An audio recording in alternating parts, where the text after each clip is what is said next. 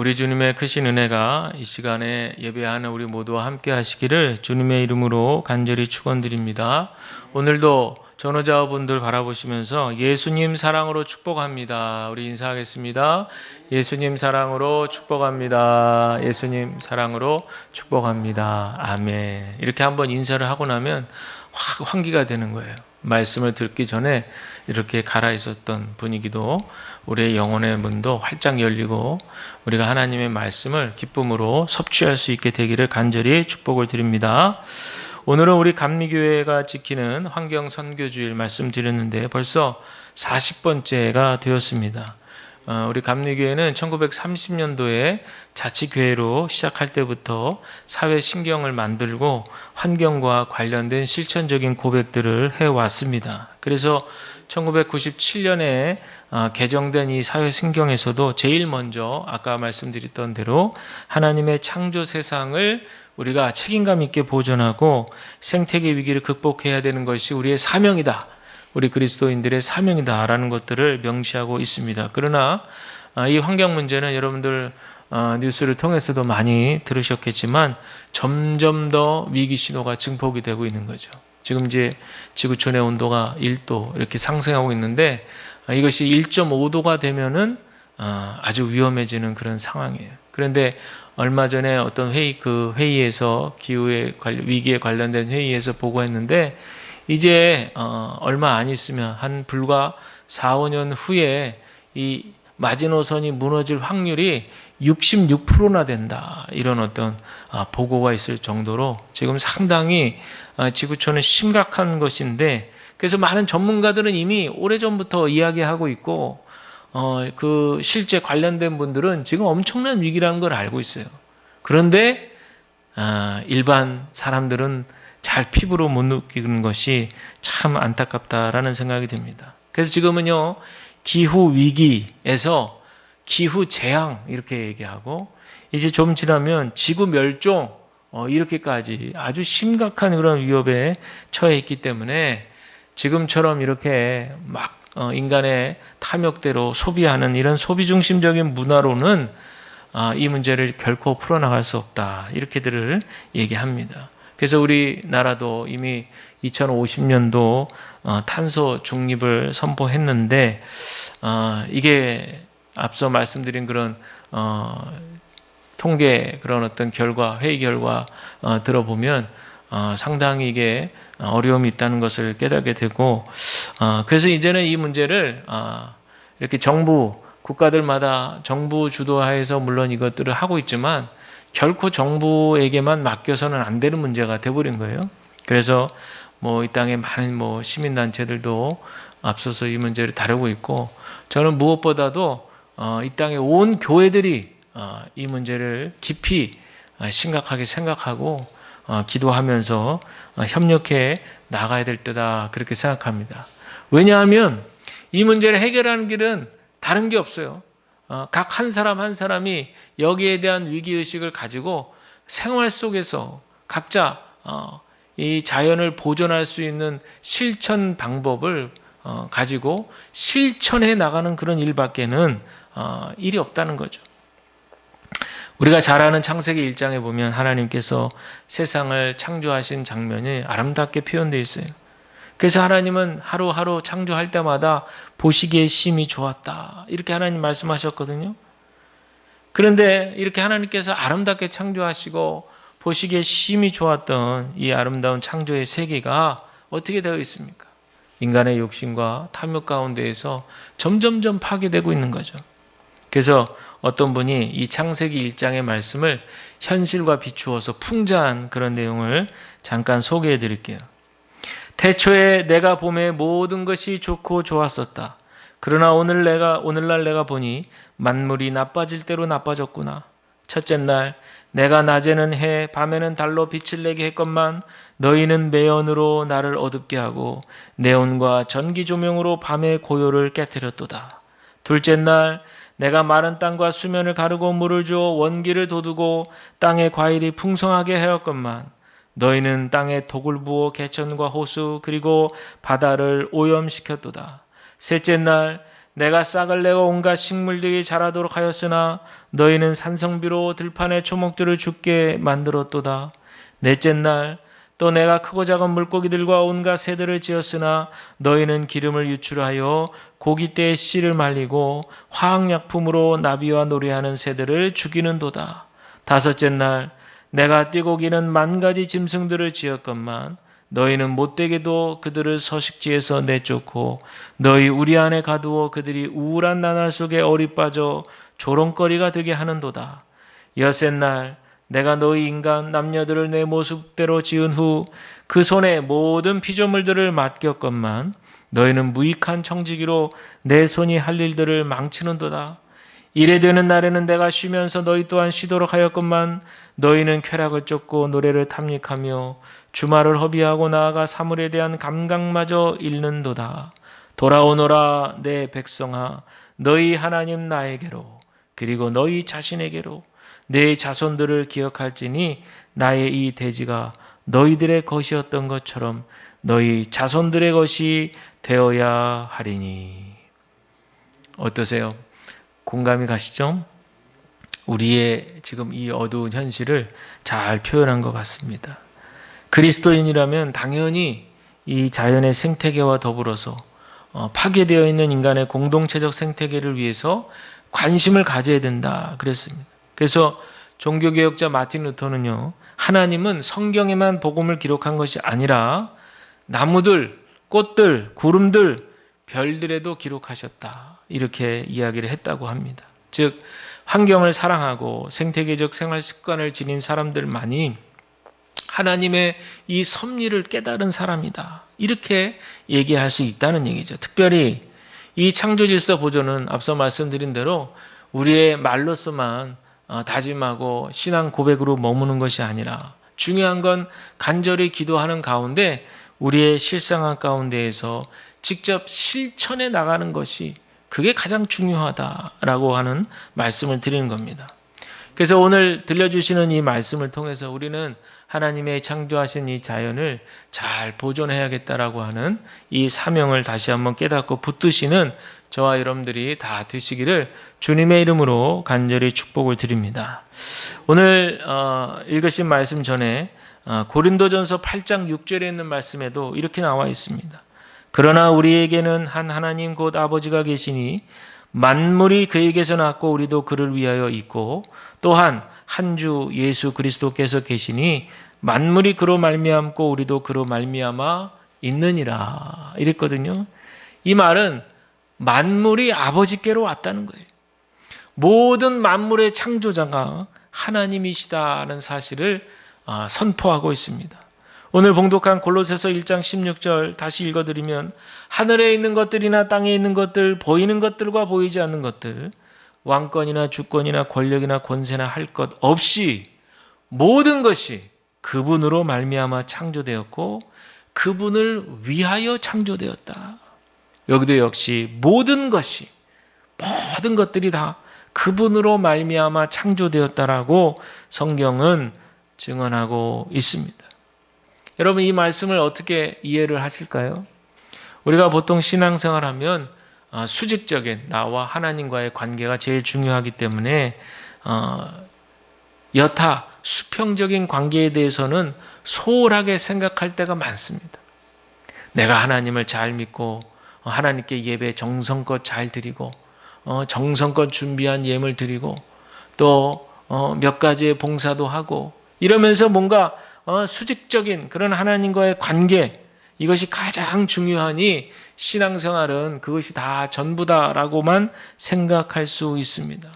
그러나 여러분, 이 말씀을 우리가 잘 생각해 보면 우리의 신앙생활은 그토록 수직적인 하나님과의 관계가 중요하다면 하나님의 마음을 알아야 되는 거예요. 하나님과의 관계가 친밀하다면, 그래서 하나님 너무나 사랑한다면 그 사랑하는 하나님께서 어떤 생각을 갖고 계신지에 관심을 가질 수 있어야 됩니다. 안타까운 것은요, 수십 년의 신앙생활에도 내 식대로 신앙생활하고 내 식대로 믿겠다, 이렇게 얘기하는 분들이 의외로 많습니다. 내가 생각해 놓은 틀대로, 내가 생각해 놓은 교리, 내가 생각해 놓은 경험, 이런 것들을 중심으로 그렇게 행동하면 그것이 내가 신앙생활 잘하고 있다. 그 외의 것들은 전혀 고려하지 않는 그런 신앙생활을 얘기하는 거죠. 그러나 여러분들, 우리가 성경을 통해서 구석구석에서 하나님의 어떤 말씀을 하시고 하나님의 뜻이 어디에 있고 하나님의 마음이 무엇인지를 우리가 깨닫는 것이 중요해요. 이 자연에 대한 부분도 그렇고요. 또 수평적인 관계에 있어서도 마찬가지입니다. 하나님께서 만드신 모든 피조물들이 다 수평적인 관계다. 이렇게 할 수 있거든요. 우리가 잘 아는 마태복음 5장 23절에도 나오는 말씀이 예물을 제단에 드리려다가 거기서 네 형제에게 원망 들을 만한 일이 있는 것이 생각나거든 예물을 제단 앞에 두고 먼저 가서 형제와 화목하고 그 후에 와서 예물을 드리라 그랬어요. 여러분, 이 말씀 무엇이겠어요? 우리가 신령한 마음, 영과 진리로 하나님 앞에 나와서 은혜롭게 예배를 드리고 싶지만 그 전에 뭔가 수평적인 일상생활 가운데 마음에 걸림이 되는 그런 부분이 있다면 그 문제를 먼저 해결하고 오라. 이 얘기는 수직적인 하나님과의 관계가 중요하다면 이에 따르는 수평적인 관계 돌아볼 수 있어야 된다라고 하는 것을 저와 여러분들 기억하셔야 될 줄로 믿습니다. 하나님 만드신 이 자연세계도 거기에 포함되는 것이죠. 모든 만물이 하나님께로 나왔기 때문에 그렇습니다. 우리가 이 말씀의 지혜를 깨닫는다면 우리는 우리 인생의 근원적인 목적이 무엇인지를 알 수 있습니다. 내가 하나님과 관련을 맺고 하나님을 믿고 예수 그리스도 안에서 참된 행복을 우리가 깨우치게 된다면 과연 내가 내 인생의 궁극적인 목적을 어디에 삼을 것인가? 결국에는 하나님이 기뻐하시는 삶을 내 인생의 궁극적인 목적으로 삼게 된다라고 하는 거죠. 다른 말로 하면 하나님께 영광 올려드리는 삶. 우리가 보통 교회에서 쓰는 용어로는 영광이라는 말을 쓰죠. 그러나 쉽게 이해하기 편안하게 하나님께 기쁨이 되는 삶을 살아가는 거예요. 오늘 봉독한 골로새서 1장을 한번 생각해 보실까요? 바울은 지금 옥중에 있습니다. 옥중에서 골로새 교인들에게 편지를 써보내면서 그 편지 서두에 골로새 교인들을 생각하면 내가 하나님께 감사하며 쉬지 않고 기도한다고 그랬는데 그러면서 골로새 성도들이 어떠하기를 바란다라고 얘기하냐면 신령한 지혜와 총명으로 하나님의 뜻을 아는 지식을 갖게 해달라고 간청하고 있습니다. 이게 바로 하나님의 뜻을 분별케 해달라는 기도죠. 영적인 분별력을 달라는 그런 바울의 간절한 기도입니다.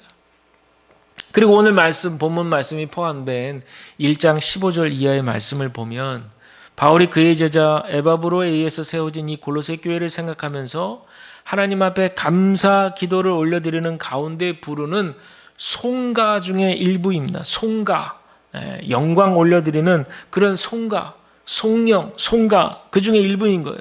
한 교회가 세워지고 역사를 이어오는데 분명 하나님의 뜻이 있음을 기억하는 겁니다.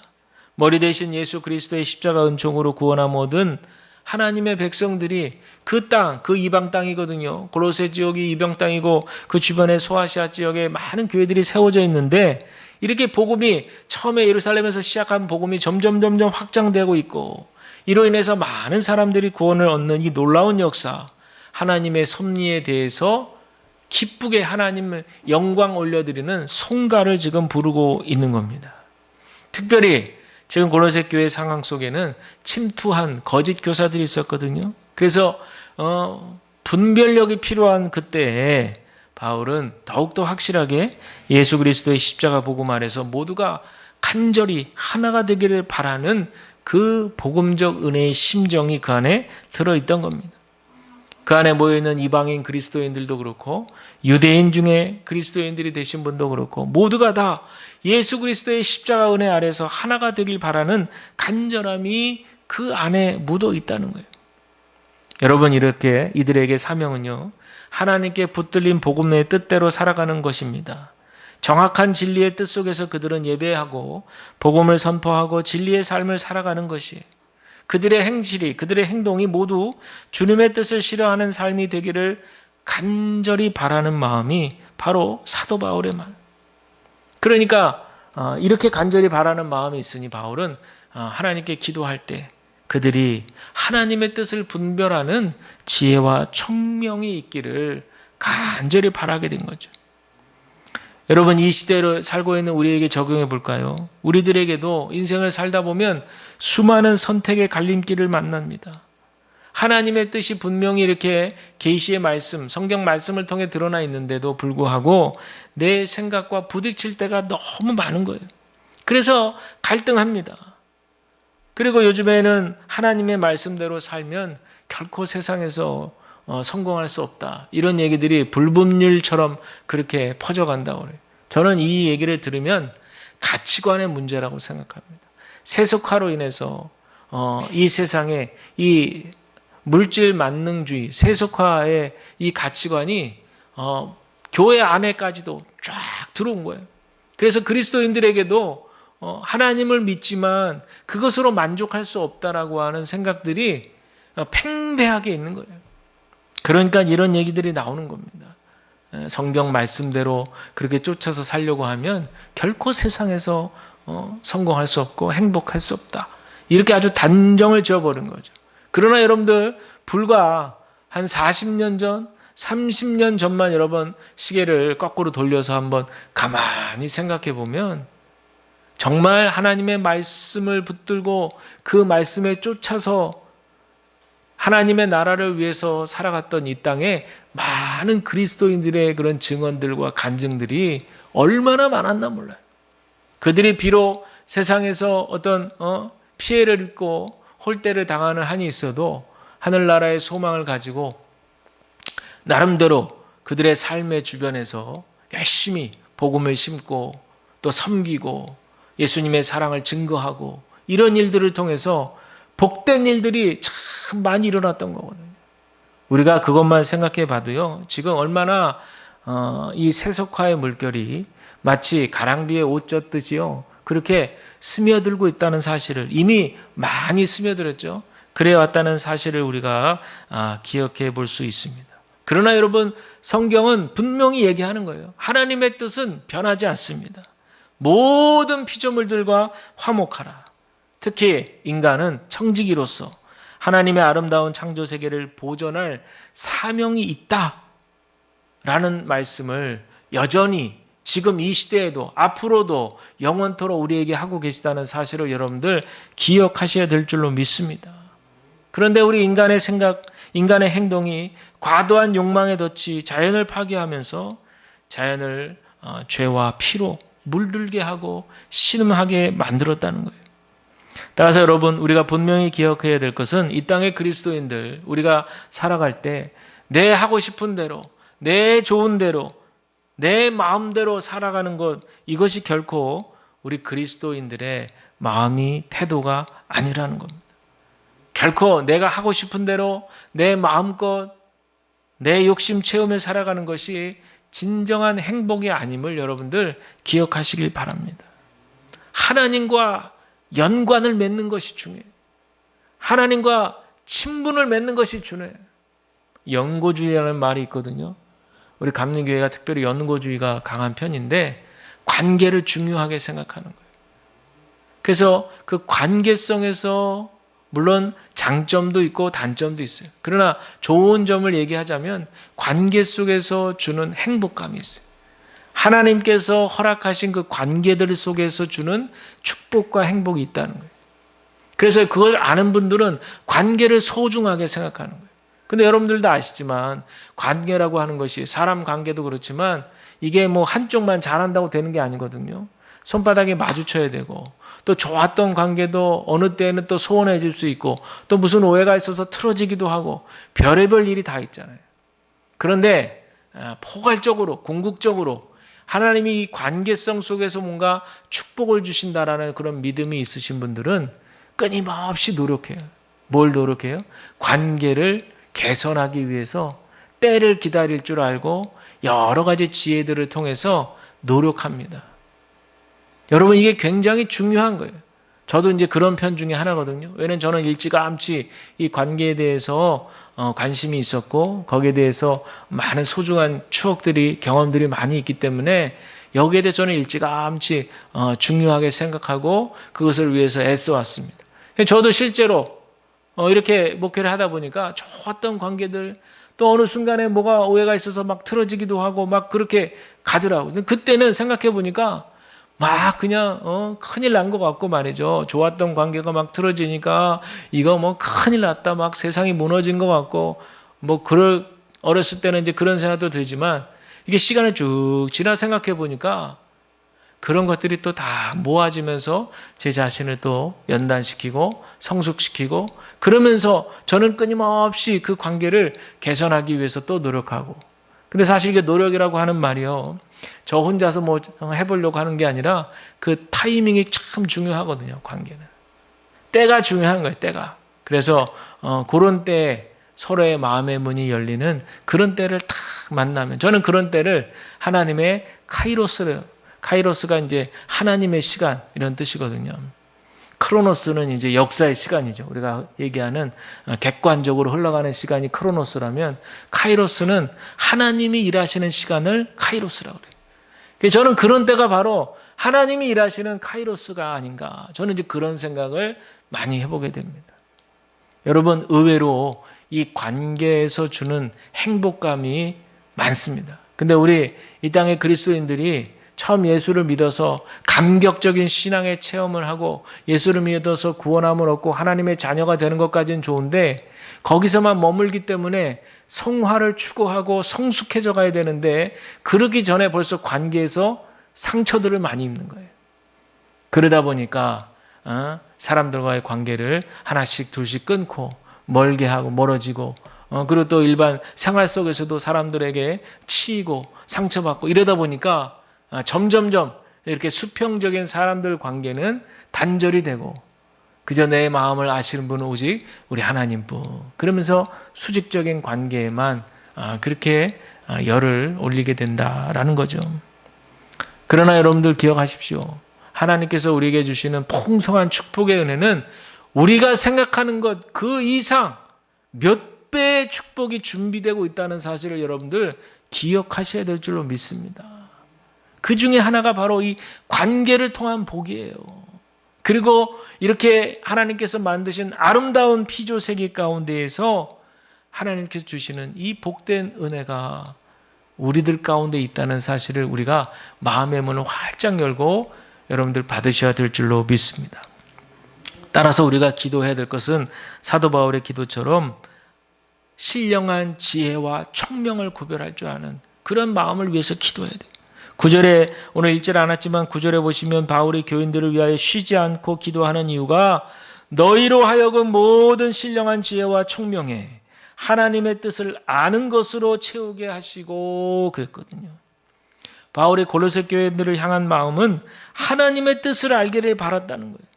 그 하나님의 뜻이 그들 가운데 이루어지기를 원했다는 거죠. 여러분, 우리에게도 이런 역사가 일어나기를 주의 이름으로 축원합니다. 하나님의 선제적 은총의 빛이 우리에게 비추어질 때 우리는 깨닫게 될 줄로 믿습니다. 그 하나님의 선제적 은총의 빛이 우리의 지성과 우리의 감정과 우리의 의지를 밝게 비추어질 때 비로소 우리는 하나님의 백성다운 정체성을 분명하게 깨닫게 된다는 거예요.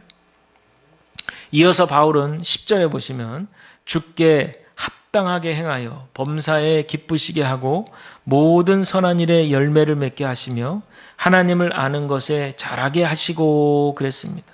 결국 여러분, 우리가 하나님의 뜻을 아는 이유는 뭐냐? 그분을 기쁘시게 해드리기 위해서예요.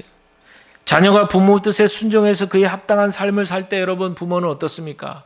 더없이 기쁘죠. 부모가 자녀에게 바라는 것들을 몇 가지 얘기했을 때 자녀가 귀담아 듣는 거예요.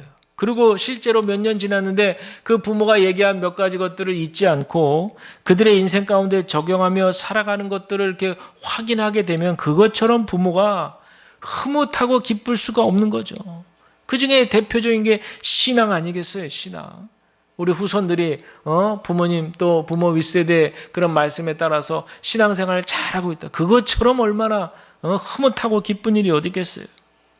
그러니 여러분들, 주님을 기쁘시게 해드리는 일이 우리 삶의 목표가 되어야 할 줄로 믿습니다. 이것을 위해서는 여러분, 주님의 사랑을 경험하셔야 돼요. 주님께서 나를 얼마나 사랑하시는지 그 은총을 느끼고 누릴 줄 알아야 돼요. 그래야 우리가 주님을 기쁘시게 해드리겠다는 그런 마음이 듭니다. 제가 우리 주님을 인격적으로 만난 후에 가장 기뻤던 것은 너는 내 것이라는 음성이 끊임없이 오는 거예요. 그리고는 너를 사랑한다, 너를 사랑한다. 저는 그 당시에 20대 중반에 있었던 일인데 저는 그 당시에 그 음성이 너무나 충격적으로 다가왔어요. 왜냐하면 그 당시까지만 해도 저의 사고방식 속에는 뭔가 잘해야, 뭘 잘해야, 칭찬받을 만한 행동을 해야 그래 그런 얘기를 듣는 거지, 사랑한다는 말을 듣는 거지, 어떻게 그냥 잘한 것도 없는데 그런 얘기를 듣나, 그런 사고방식이 제 안에 있었던 거예요. 그런데 이런 생각을 주님은 아셨는지 끊임없이 제가 뭘 잘했든지 못했든지 상관없이 너는 나의 것이라, 너는 내 것이라, 너는 내 자녀다, 나는 너를 사랑한다, 이런 말씀들을 계속적으로 체험 가운데 해주셨던 거죠. 그래서 그때 그 말씀들이요, 저의 그때 20대 때 굉장히 약해 있었던 자존감을 탁 세우는 굉장히 중요한 그런 어떤 계기가 됐다라는 겁니다. 지금도 그 믿음 가운데 사는 거죠. 저를 어떠한 상황과 환경 가운데에서도 불꽃 같은 눈동자로 지켜주신다는 거예요. 그러니 여러분들, 이렇게 주님이 나를 사랑하신다는 믿음과 확신이 있는데 제가 그냥 좋아요 그냥 그러고만 살겠어요? 어떻게 하면 주님을 기쁘시게 할까? 이런 것들을 고민하게 되는 거죠. 주님이 나를 이렇게 사랑하시는데 나는 주님께 어떻게 보응하며 보답하며 살까? 이런 생각을 하는 거죠. 여러분, 누군가에게 기대가 된다라고 하는 것은 굉장히 중요한 의미가 있습니다. 사람들이 힘들고 어려운 것 중에 하나가 아무도 나에게 기대해 주지 않는다는 거예요. 그런 느낌이 들었을 때 사람은 굉장히 힘들게 돼 있어요. 그런데 한 사람이라도 좋으니 나는 당신을 기대합니다. 당신을 응원합니다. 당신은 잘할 수 있습니다. 이런 어떤 기대감을 느끼게 되면요, 뭔가 안에서부터 이해될 수 없는 그런 큰 에너지가, 힘이 막 올라오는 거예요. 그렇지 않아요?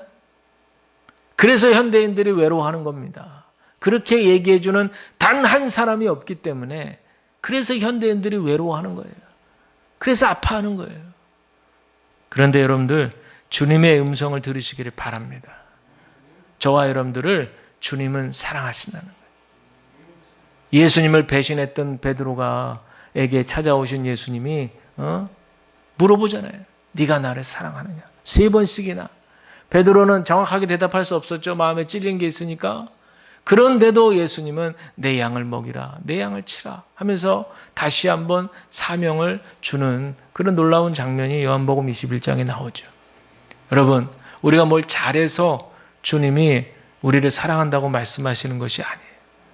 우리가 뭐 의가 있기 때문에, 우리가 뭐 올바르기 때문에, 우리가 뭐 똑바로 살았기 때문에 그래서 주님이 우리를 사랑하시는 게 아닙니다. 우리는 근원적으로 죄인이에요. 구원받은 죄인이에요. 이 꼬리표가 떨어지질 않아요. 구원받은 죄인. 앞과 뒤의 말이 역설적이죠. 그러나 이것이 우리 인간의 정체성인 걸 기억하셔야 돼요. 그러함에도 불구하고 주님은 우리를 사랑하신다고 하시는 거예요. 그러함에도 불구하고 주님은 너는 내 것이라 말씀하시는 거예요. 여러분, 이 주님의 음성을 들으시기를 주의 이름으로 간절히 축복합니다. 그래서 우리가 모두가 하나님을 기쁘시게 하는 삶을 살아가시기를 간절히 축복합니다. 오늘 환경 선교주를 맞이해서 오늘 기억할 말씀은 만물이 다 그로 말미암고 그를 위하여 창조되었다는 사실을 깨달으시길 바랍니다. 모든 것들이 다 그분을 위해서, 그분을 통해서 만들어졌고 그분을 위해서 창조되었다는 거예요. 우리 인간만 특별한 존재가 아니라는 거예요. 우리 인간만 우월한 존재가 아니라는 겁니다. 특별히 인간에게 사명을 주셔서 기대가 있으니까 너에게 특별한 사명을 준다. 그거는 모든 피조물들과 조화롭게 잘 지내면서 특별히 사명을 가지고 아름다운 창조 세계를 잘 보존하라고 하는 것이 하나님께서 우리 온 땅에 우리들에게 주시는 하나님의 사명인데 우리가 그것을 기억해야 될 줄로 믿습니다. 사실 사람이 어떤 책임감을 맡으면 좋을 것 같아도 힘들어요, 사실은. 그렇죠? 그래서 사람들이 책임 맡은 거를 별로 안 좋아하고 막 이렇게 피하고 싶어 합니다. 부담되니까. 그러나 여러분들, 축복이 되는 사명은 붙드시기를 주의 이름으로 간절히 축원합니다. 하나님께서 주신 사명을 우리가 믿음으로 아멘하고 순종해서 붙들면 반드시 하나님께서 축복하시는 거예요. 그래서 우리는 십자가를 짊어지는 거지 십자가를 바라보는 게 아니에요. 십자가, 나에게 주신 십자가를 붙들고 무겁지만 짊어지고 가는 것이 사명이지. 무겁다고 옆에다가 술에다가 탁 걸쳐놓고 끌고 가면서 이렇게 바라보면 그래도 뭐 십자가 지는 거 아닌가? 라는 것이 아니라는 거예요. 그래서 여러분, 이 사명은 함께 혼자 짊어지는 것보다 함께 짊어지는 것이, 즉 개인의 책임보다 공동체의 책임과 사명으로 이 사명을 감당하는 것이, 그것이 바로 더 우리에게 유익하다라고 하는 그런 사실입니다. 마지막으로 한 말씀만 더 드리고 말씀을 정리하자면, 여러분 잘 아시는 요한복음 3장 16절이죠. 하나님이 세상을 이처럼 사랑하사 독생자를 주셨으니 이는 저를 믿는 자마다 멸망치 않고 영생을 얻게 하려 하신다. 근데 여기서 많은 분들이요, 하나님이 이 세상을 할 때 이 세상을 어떻게 해석하냐면 당연히 인간이라고 생각해요. 왜냐하면 그 다음에 나오는 말이 구원에 관련된 말씀이니까. 그러니까 모든 인간을 사랑하사 이렇게 생각을 하는 거예요. 그런데 이 원어인 코스모스는 그런 뜻이 아니에요. 모든 우주의 만유, 천지의 만물, 또 질서, 또 지구 위에 존재하는 모든 것들을 다 포함해서 쓰는 말이 바로 코스모스라고 하는 그런 말이에요. 따라서 하나님께서 그 독생자 예수 그리스도를 이 땅에 보내셨다는 뜻은 단순히 우리들 인간만을 위한 것이 아니라 이 땅의 모든 피조물들을 다 구원하시기 위하여, 그래서 예수 그리스도를 이 땅에 보내셨다라고 하는 그런 얘기. 사랑하는 여러분, 우리 모두 이 하나님께서 지으신 이 아름다운 이 작품들을 보호해야 될 책임이 있다는 것 우리가 기억하고, 우리가 복음을 전하는 전도도 매우 중요할 뿐만 아니라 우리가 일상생활에서 주변 분들에게 하나님의 형상 닮은 우리가 아름다운 모습으로 빛을 비추어지는 그 모습도 보일 수 있어야 될 줄로 믿습니다. 전도는 열심히 하고 예수님을 잘 믿는데 자연 파괴하고 착취하고 이런 일에 앞장서 있다면 그거는 회개할 일이죠. 그건 온당한 뜻이 아니죠. 하나님의 뜻이 아닙니다. 우리가 이 모든 것들을 기억하면서 오늘 특별히 귀한 복된 주일에 우리 하나님이 창조하신 이 자연을 다시 한번 생각하면서 하나님께서 모든 피조물들을 사랑하셨다, 구원하시기를 원하신다, 이 진리를 깊이 깨달으시고 이 사명을 붙드시는 저와 여러분 우리 모두가 다 되시기를 주님의 이름으로 간절히 축원을 드립니다.